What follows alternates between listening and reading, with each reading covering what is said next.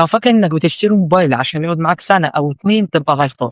النهارده هاقول لك على 3 موبايلات تشتريهم وأنت حاطط في بطنك بطيخة صيف، لأنهم مكملين معانا وحوش لحد سنة 2027 وممكن يعدّوا معاك كمان، من غير تهنيج ومن غير ما بطاريتهم تموت. هنقول على 3 موبايلات والأخير مواصفاته جامدة جدًا، فخليك معايا للآخر. أول حاجة التطور والسرعة، Infinix Hot 60 Pro Plus. مكانته الموبايل بيقدم لك أرقام خرافية جدًا مقابل سعر قليل جدًا. وهو الموبايل الوحيد في فئته اللي بيقدّم لك سُمك رفيّع جدًا مقابل بطارية كبيرة جدًا.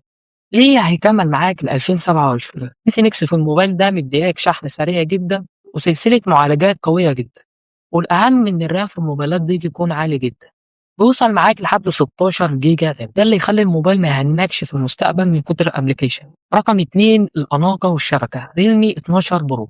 مكانته ملك الشبكات والشاشة ليه هيكمّل معاك لحد 2027. Realme عندها أفضل سوفت وير مستقر في الفئة ديّة، والشحن السوبر بتاعهم بيحافظ على عمر البطارية لأطول فترة ممكنة.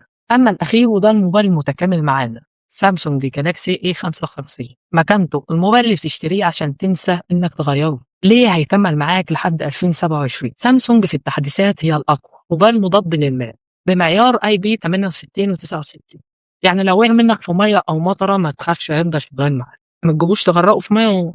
أقوى ميزة في الموبايل هي الكاميرا الخلفية، بتصور فيديو بدقة 4K بثبات رهيب جدًا، وده مهم جدًا لو بتصور فيديوهات أو stories تيك توك. الخلاصة كاملة، عايز أمان واستقرار يبقى سامسونج، عايز مواصفات أعلى أرقام مقابل سعر يبقى Infinix، عايز شياكة وشبكة حديد يبقى Realme. تفتكر Infinix Hot 60 Pro Plus يغلب السامسونج في التصوير والّا السامسونج هيكتسح؟ وبس كده، سلام.